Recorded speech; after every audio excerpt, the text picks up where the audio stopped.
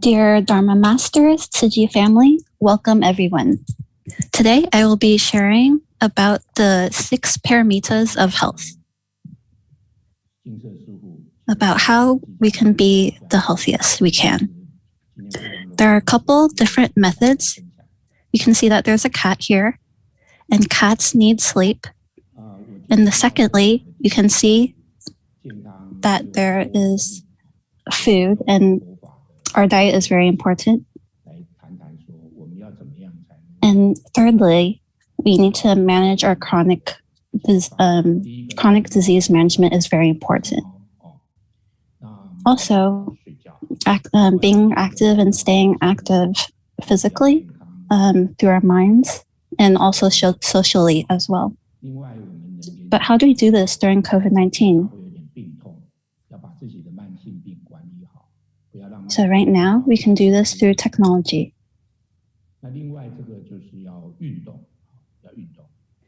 Master says that making a phone call is much better than using line messaging.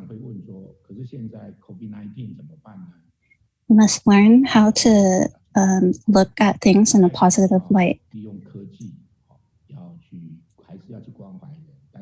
So here, I will share with you some things that we have from research. So this is all not that easy, but if we can just do one, that will be already very good. So with the 6 paramitas, I have organized them as one good, as in one good health. Second, two kind of management skills in terms of diet and your disease management. And 3 in terms of activities, of physical activity, your mind, and also socially. The first one is going to be having good sleep hygiene. So how important is sleep? If you still remember,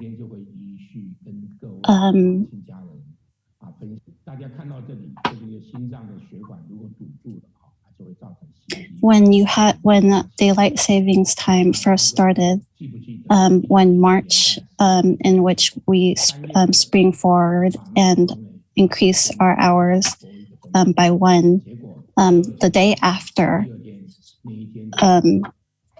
heart attacks went up by 24%.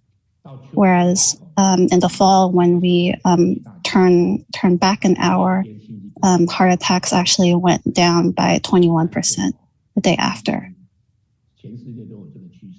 So this is something that really shows the importance of sleep, because by having good sleep, we can really take care of our hearts.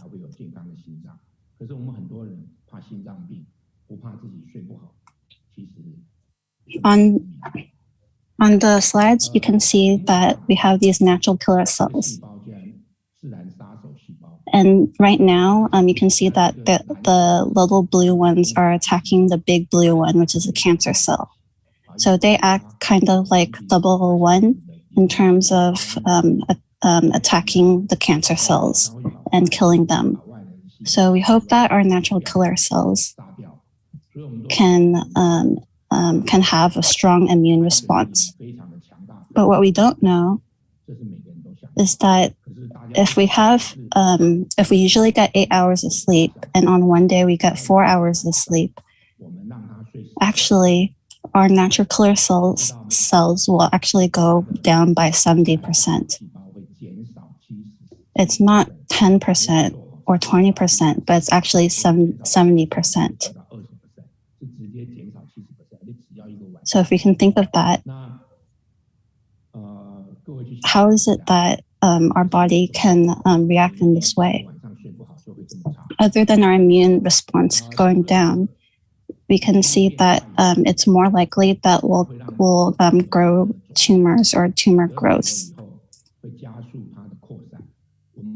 This is research from UCLA, where they grew cancer cells on rats.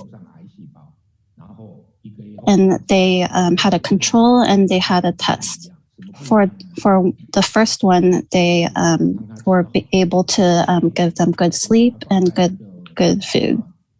And secondly, they kept waking up the rats so that they couldn't sleep. After 1 month, they found that the cancer cells grew by 200%. So we can see that for our friends that have cancer, that sleep is very important. So the first thing that I do in treating my patients is making sure that they have good sleep before I even think about prescribing any medicine. Next, no matter what kind of political affiliation you may have, we know that genome sequencing or editing is a sensitive topic. But what we don't know is that when you don't have good sleep, actually you're having your genetic code being edited. There's a study that was done in England in which if you make sure that you have 7 hours of sleep and you get less than that, actually your immune function will go down, and that will, and alternatively, your tumors will actually grow more. You'll tend to get more inflammation, and the likelihood that you'll have cardiovascular disease will increase. So in our DNA, we can see that sleep has a really big impact.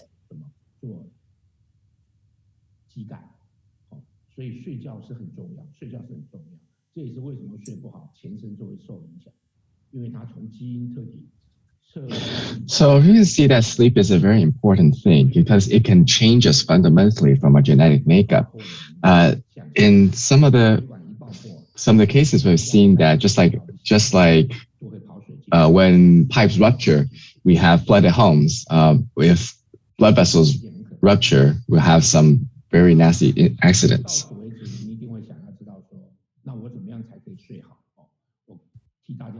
So these are the triangles. We have to be relaxed. If it's time for bed, it's time to relax. But at the same time, we have to be tired. But that's when you're tired during the day. If we have to exhaust our energy, that's when we could naturally sleep at a right time. Now, how do we maintain our sleep? Well, this circadian rhythm is actually regulated by nature, and this is our natural innate clock. As we perceive light through our eyes, it triggers our optic nerves and triggers into our pineal gland, which produces melatonin.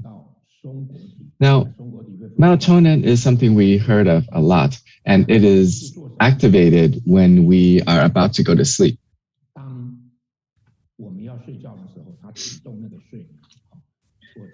So this is just like the referee in a race who started the race, and melatonin starts our sleep cycle.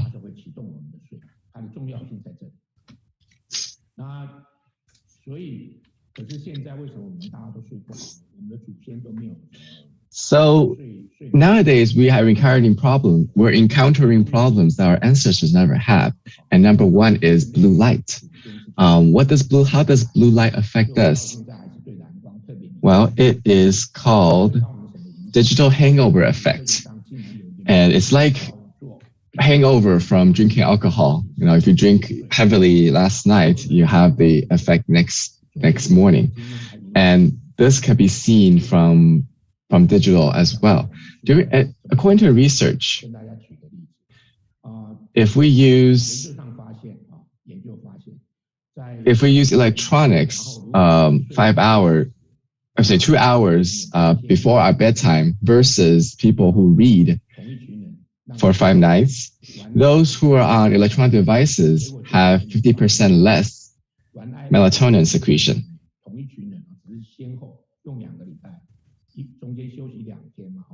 And that's not the worst. The secretion also delayed by 3 hours. So, for example, but usually by 11, people will go to sleep. Now you are going to bed by 2 a.m. So it is very important to not use any electronic devices before you go to bed. You can't say that, let me just send this one last message, because that can delay your sleep cycle. And it's best that if you don't touch any electronic devices 1 hour before your bedtime. Now, our team has made a little research. We gave 500 elderlies a device to monitor their sleep. And out of 500, we have 226 usable data, and our subject average is about 66 years old. And we discovered that those who had good sleep and regular sleep, they have lower risk of reduced grip. So those who can sleep better have a better grip, and also less symptoms or risk of depression, almost a third less. And best of all, there is 38% less body fat, 38% less body fat compared to those who have irregular sleep cycle. So a lot of our Dharma families have said that they are often lacking sleep during the week and will spend more time sleeping during the weekend and to make up. And the more they make up, the more fat they get. So the key is to be regular time, regular amount. That's the most important thing. And previously, we talked about being relaxed before bed. A lot of our patients, when we ask them that how come they didn't sleep well, they say that they would review what happened the day before during the day and see who's at fault. Now, this is a very bad habit. Like Master Dhamma says, if you take a step forward, you have to let go of the back leg. So one of my students has said that she would never forgive the boyfriend who cheated on her. Now I ask her, why are you spending your life messing with people like that? And I've been in the abode and asked one of the Dharma master why we have to let go.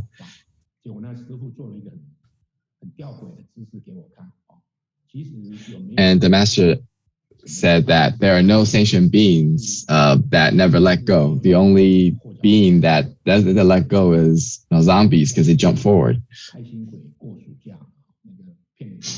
So to let go, that's how we can take master's teaching to heart.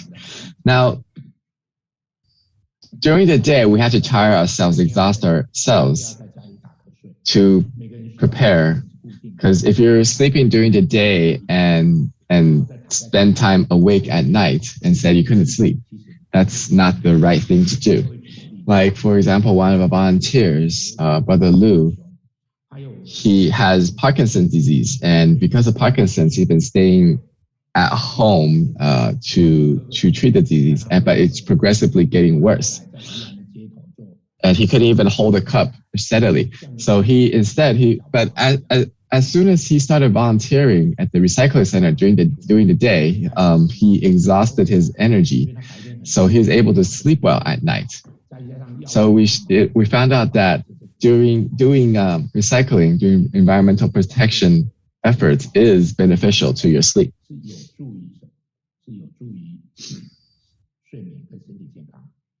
So let me share with you one of the bestsellers. This book.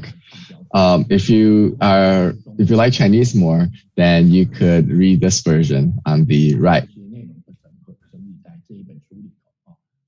As Master has said that I can't just talk, I can't just have speeches. I have to write it down because people can read it at their own time.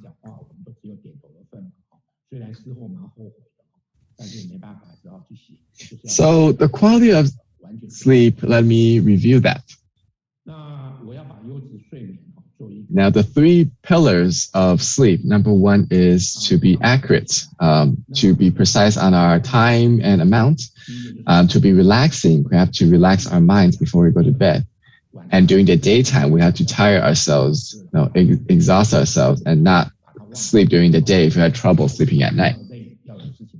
And one important thing is that, like you see the credit cards that cross it out, that we should know that sleep is not a credit. We can't borrow sleep and we can't return sleep. It has to be regular on a daily basis. So that's the key to quality sleep. Now, there's also, next, let's talk about chronic disease control. A lot of people ask me why as they get older, they have more illnesses. Well, I answered them that, well, if you have a car that you drive 20 years, will there be malfunctions? Will something break down? Of course. Just like our body, if we use 60, 70 years, naturally, we're going to see problems.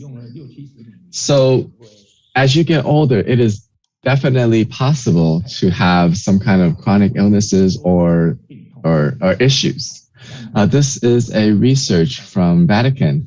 It followed a couple hundred 80-year-old people for about 4 years and to monitor their survival. So you can see on the left-hand side, this is their survival rate. So for those who have not lost have no disabilities, if those who have no disabilities, even as they get older, their survival rates are relatively high. Compared to those with disabilities, you can see a steep decline in the survival rate. So we have to train ourselves to exercise and to make sure that we do not lose our ability to take care of ourselves, because that will ultimately affect our survival. Like, of course, people will have illnesses. I mean, if there's no illnesses, why do we build a hospital? Why am I becoming a doctor? So there's definitely problems to our health, but how do we control it? As you can see here,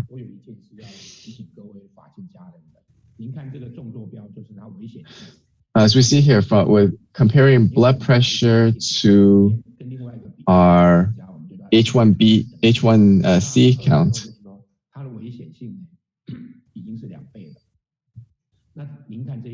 naturally, it's not lower blood sugar is better, because if you have too low of blood sugar, you also have a higher risk of death.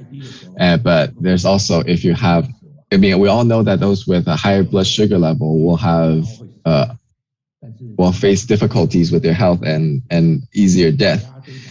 But even if you're low, that won't be a problem. At the same time, there's also blood pressure. Those who have very low blood pressure, which is the purple bar here, they actually have a higher risk. So the most important thing is moderation. How do we stay moderate and stay in the middle? And not to be too strict on our blood pressure or blood sugar control.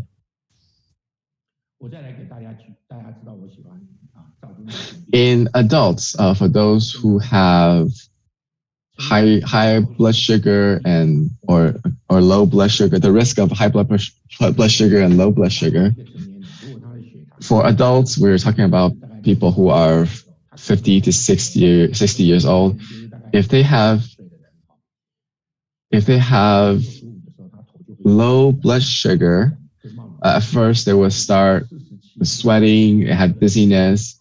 It isn't until they reach around 46 that's when they start falling into a coma.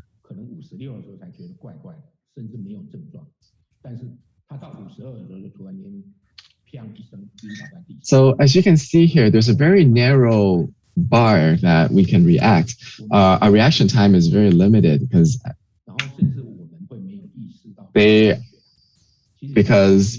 as soon as their blood pressure starts to drop, their reaction time declines significantly. So one of the superintendent referred a case to me who had a very good blood sugar control. The blood sugar level is about 5.7. The H1C level is at 5.7, which is very well controlled. But naturally, because it's so well controlled, this patient feels lethargic every day, no energy.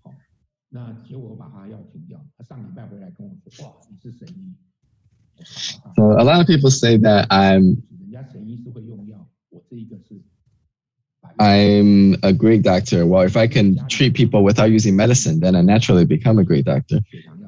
So I remind all our volunteers that it is important to control the blood sugar, but also give a little bit of a leeway.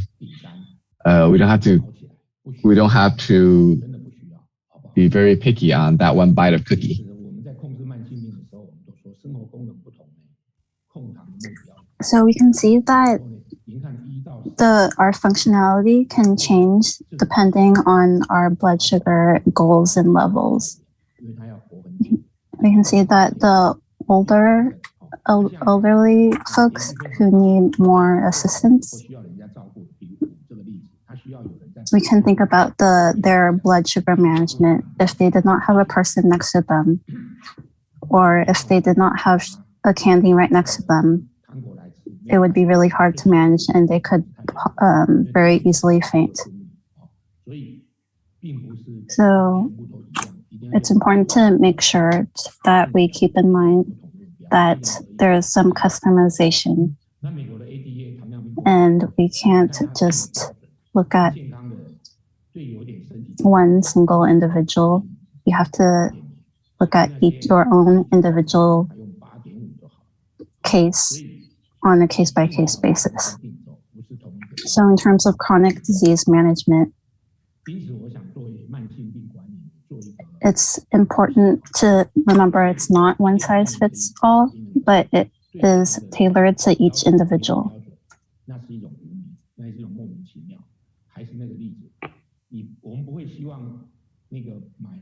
It's not possible to think that a car that is 20 years old is going to be able to function as well as a 1-year-old new car. So make sure that you don't give yourself that pressure. Next, we'll move on to our dietary needs. So we have the fruits, the vegetables, we have the grains, we have the proteins, and then we have the dairy, and we have the oil, fatty kind of foods. And then we must remember that a third of our body is made out of water. So if you're missing that water, you need to remember that, to stay hydrated. So in Taiwan, we have my plate to show the ideal servings that you should have in each meal. So make sure that you have more vegetables than fruit. And then for the fruit, you want to have as much as your fist. And then in the morning, you want to have 1 cup of dairy or soy milk. I'll explain this later. And then we can see that the orange one is the rice, and we want to have the same amount of vegetables as rice. When we are younger, we would want to make sure we have a lot of energy for our heavy lifting or other activities we have, but it's still important to have as you grow older. And in terms of the soy, fish, proteins, you want to have around as much as also a fist. And then you want to have only about a tablespoon of nuts or seeds. So just make sure you don't have too much of that, even though you might want to snack on them a lot. So you can keep in mind this plate and what it looks like, and also the relative amounts compared to one another, as something to keep in mind when you're planning your meals. And just remember that the fruits, vegetables, the rice, and the protein, you want to have that all within each meal. And to make sure that you have more vegetables and increase that volume. There can be some concerns of vegetarian diets that people say that they have. And so let's talk about the concerns that people may have, such as vitamin B12. So we must, so in a vegetarian diet, a typical vegetarian diet, we may not have enough of this. So, and then we have calcium and vitamin D, and we might, in a vegetarian diet, we might have less of this.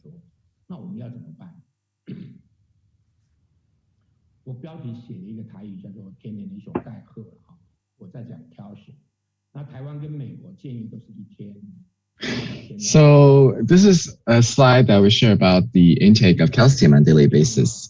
Whether it's in Taiwan or the US, we recommend 1,200 milligrams per day.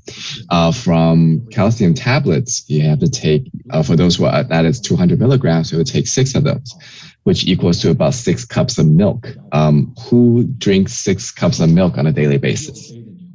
So that's not really the best way.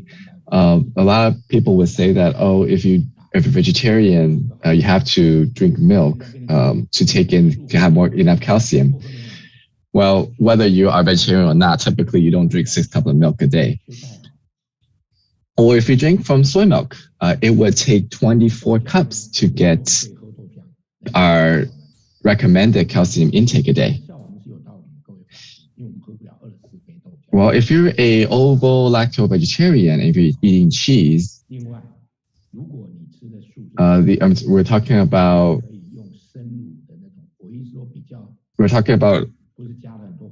raw cheese, which is about 2 slices or 2 servings, and that will give us enough calcium.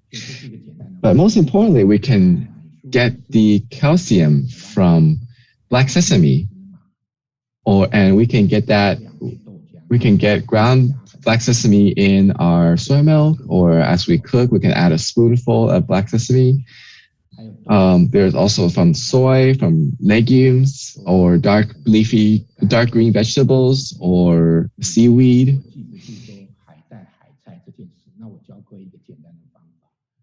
A lot of people who are not vegetarian will get calciums from anchovies. Well, what do anchovies eat? They eat seaweed when they're in the sea. So naturally, that's where they get their calcium. And we can also get our calcium supply from mushrooms. So as we see that even as a vegetarian, you will not have problem getting enough calcium in your diet because we have so many different ways that we can get it from. What about vitamin D3?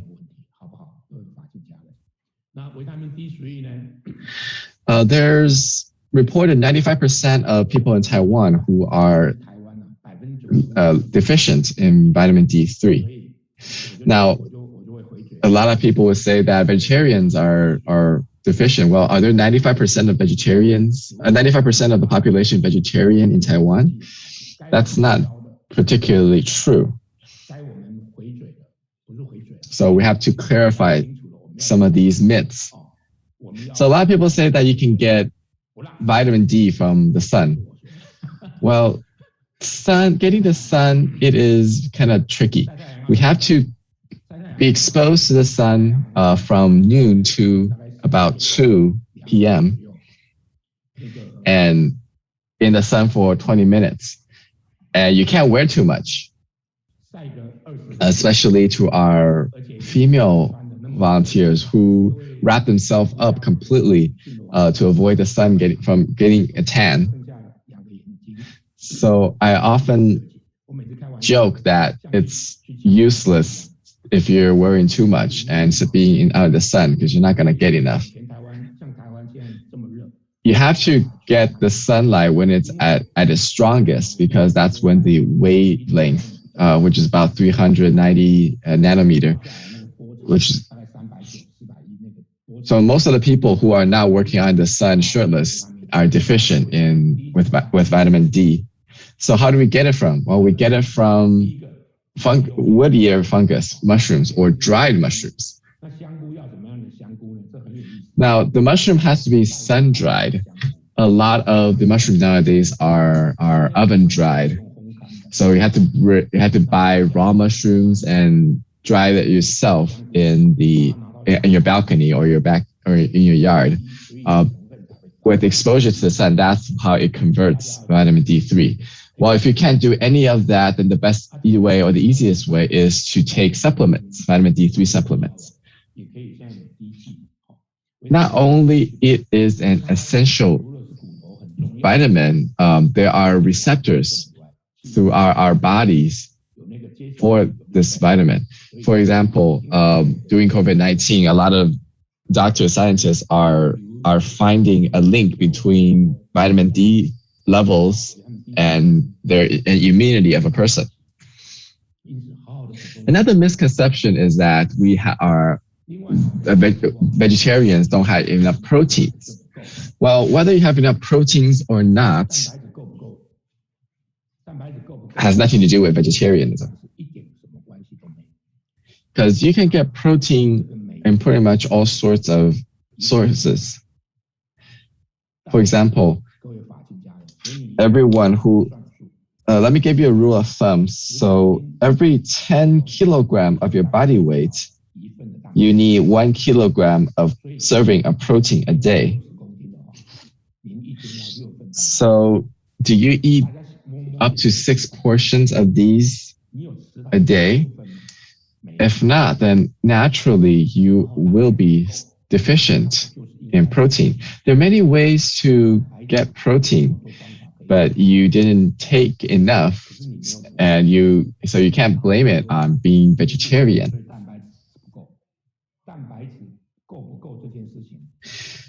Protein intake has never been a real concern in the medical community for those who are vegetarian. Let me repeat that. So every 10 kilogram of your body weight, you have to take 1 kilogram serving of protein. So if you're 50 kilograms, you naturally have to take 5 kilograms, which is 5 servings of protein.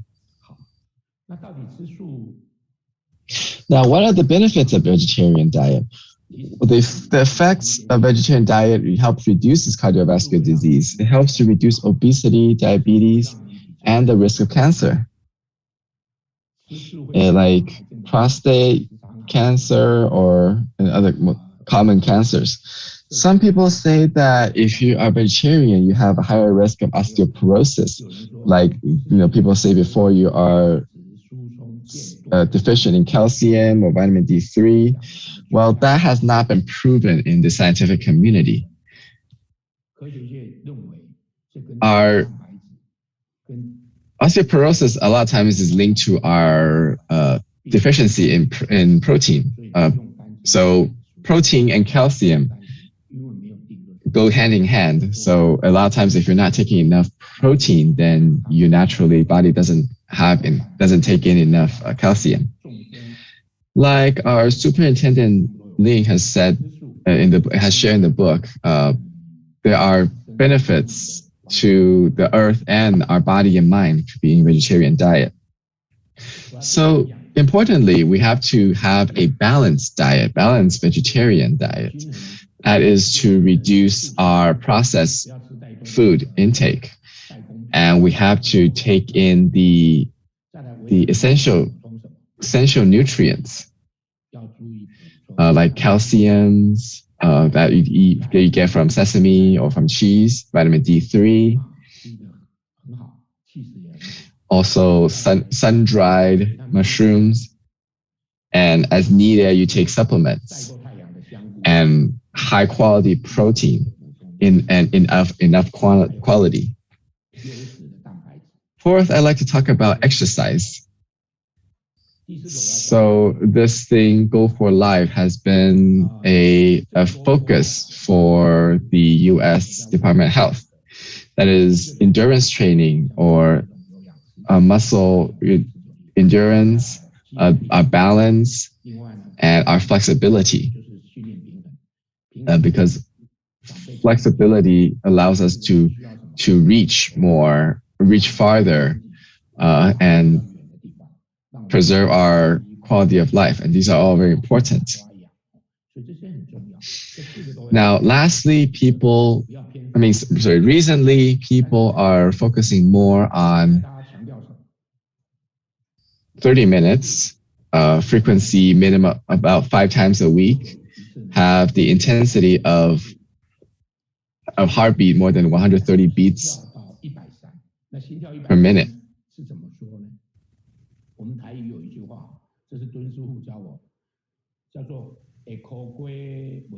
So as an idiom in Taiwanese, it said that you can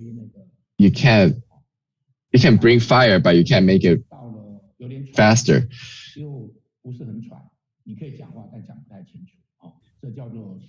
So we have to maintain our heart level at 130, and also complexity of our exercise. We have to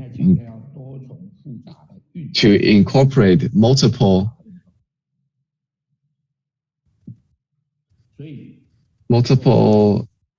motions.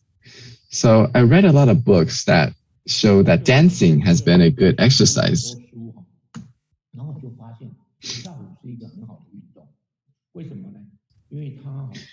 Because dancing is a good interaction, and a lot of people they will dance for 30 minutes. But I got a phone call saying that, oh well, Tzu volunteers, a lot of them don't dance.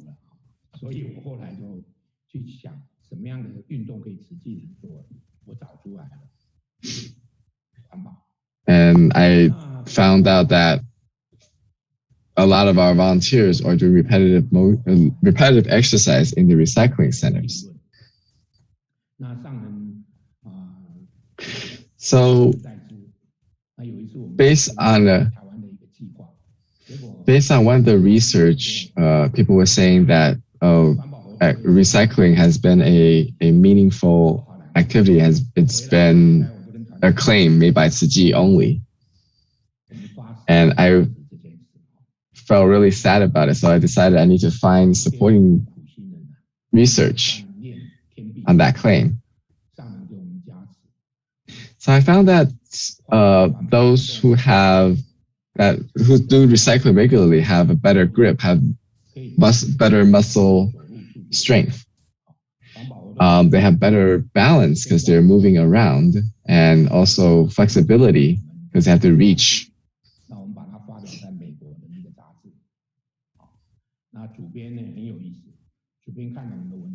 So the editor, after reading my report, has said that recycling has been for elderly has been a meaningful activity, which is beneficial to them, to the volunteers, but also beneficial to others, to the society.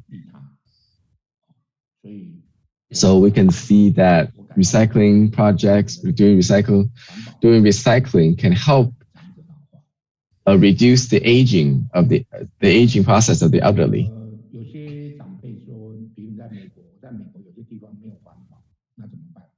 So a lot of our volunteers, they may not exercise. They're not used to exercising because they feel like it's a waste of time. They rather do activities. So they wanted to go home and farm because at least they were able to grow vegetables and they can eat the vegetables. So like Master says, the things that they do are productive activities has been very meaningful activities for the elderly. So nowadays, we don't necessarily stress that they have to exercise in gyms or in the field. In reality, non-exercise activities can also help burn our fat, and those are very good, beneficial as well. Now, a lot of times people say that they don't have time to go out or don't have the space. Well, there are a lot of activities, a lot of exercises that we can do at home and that we could do while listening or watching TV. And we can find easy weights, like a bottle of water. Now, some people would say that these are too light, too easy. Well, you can get heavier objects. And in addition to our arms, we can also practice our legs, our leg muscles, our lower extremities, like squatting with a chair. That could help exercise our lower extremities. Now, if you can't stand, then you can also do exercises while sitting down. So lastly, I want to make a conclusion about exercises. That Master has said that in order for us to live, we have to move. If you can stand, then don't sit. If you can sit, then don't lay down. Because as we burn more energy, burn more calories, it will be more beneficial to our body. In addition, just like practicing Buddhism in life, we have to practice exercise in our life. I've seen some of my volunteers that when they're cooking in the kitchen, they will stand on one foot or change different positions.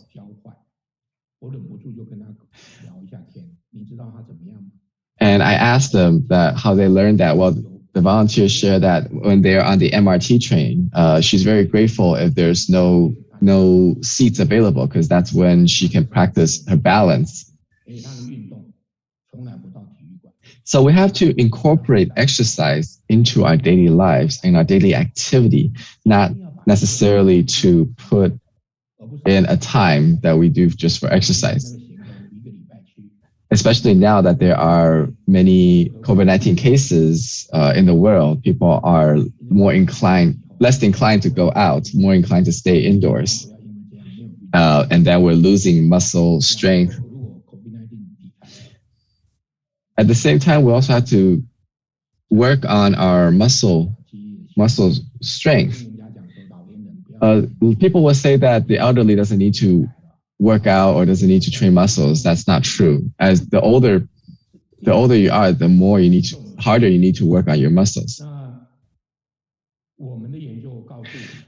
A lot of people would consider that they would mention about work having a healthier, younger body, but they don't talk about their mind.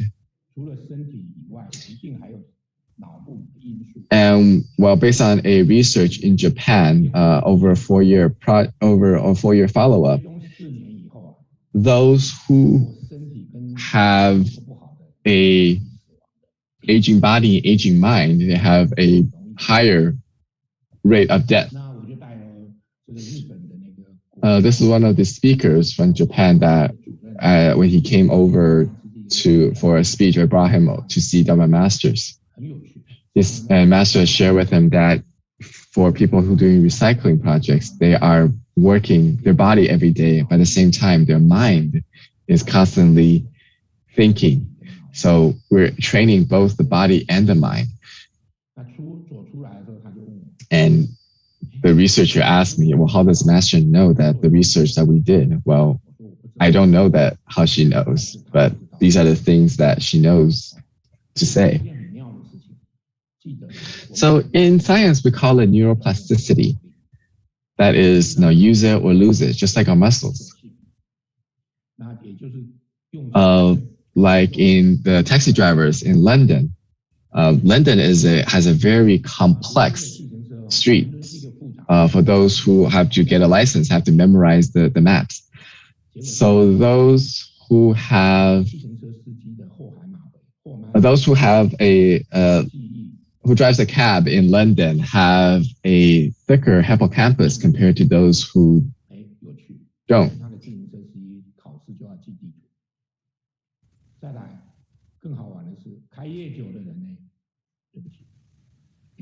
And the longer they drive their cabs, the thicker or more active their hippocampus is. So this is a training for our brain, just like the circuits within our nerves. At first, they are scattered. The more we use it, the more connected they are. And if we're actively using it on a daily basis, then naturally it will be well wired. So if we train with repetition, and then we start to not use it, then we start to lose that connection. By learning our new skill set, learning new things, then we're constantly activating. So like masters always say to remember the year, remember the people. It's a reminder for us to be constantly learning so that we don't atrophy.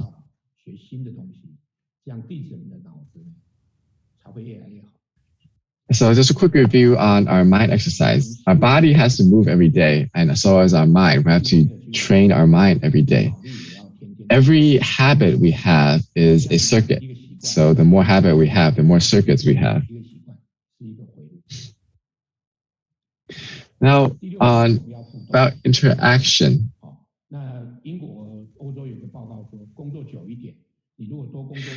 People say that an extra year you work, your life expectancy is reduced by 5%. Well, it's because, as we say, loneliness can kill. So this is one of our doctors in Daling Hospital.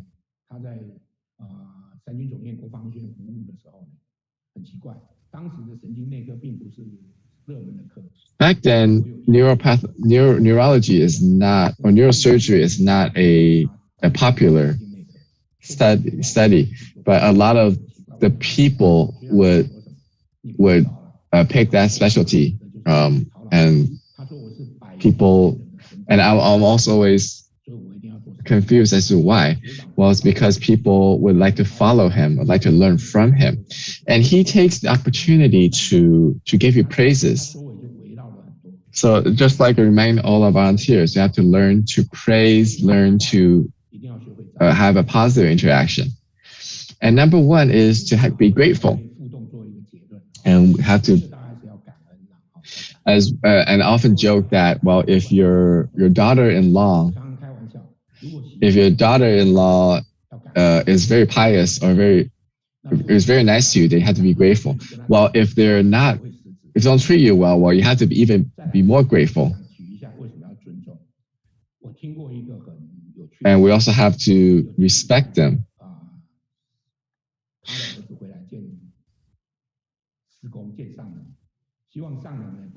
I've shared a story that one of the kid was brought to see Dharma Master Zhen Yan and hoping that Master Zhen Yan would encourage him to learn on a topic or learn the subject that to persuade the kid to pick a major that the parents wanted. Well, Master asked what the kid wanted to do and immediately gave him praise. So she resolved the issue easily and reminded us that it is the kid's choice. It is not the choice of the parents what the kid is interested in. And we have to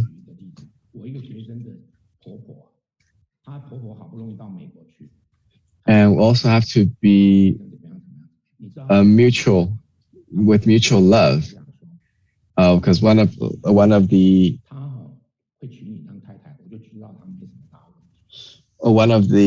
volunteers will share a story that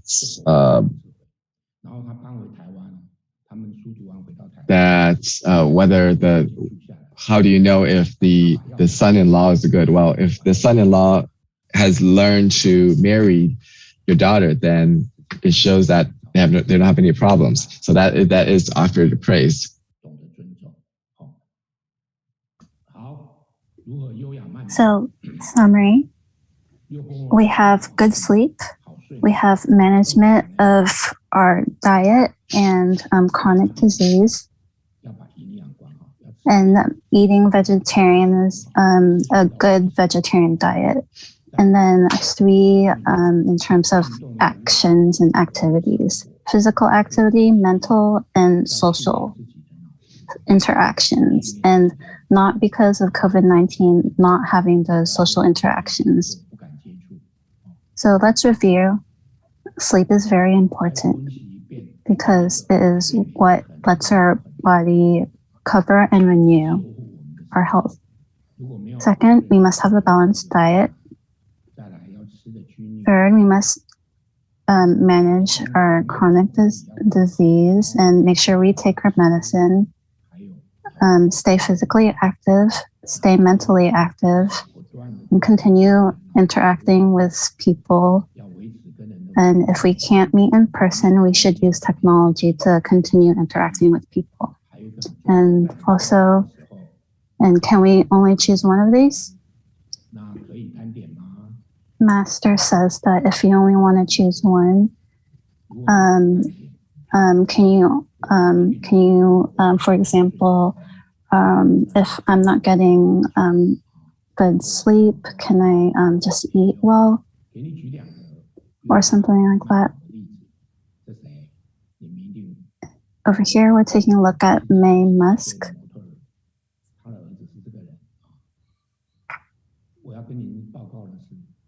So when she was 30, she's a nutritionist.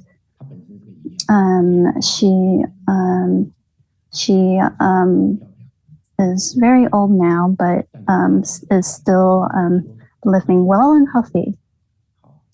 And let's guess how old this person is. This person is actually more than 100 years old. So let me share with you. Master, let me visit. I visited Malaysia. And this is an elder that is more than 100 years old. I noticed that other than he is continuing to stay physically active, he's continuing to learn.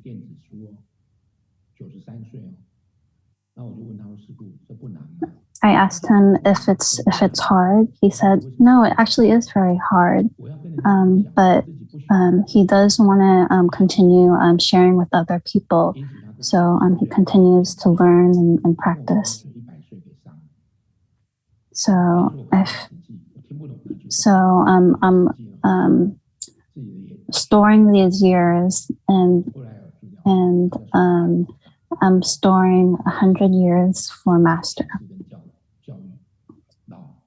So I was thinking, why did master have me visit this elder? And it was actually because he wanted me to learn from them, and actually I learned that age is just a mindset, and that's what they wanted. Master wanted me to learn from the elders. So thank you so much for listening. Make sure to continue practicing the social distancing practices to protect people from COVID-19. Thank you, everyone, and stay healthy.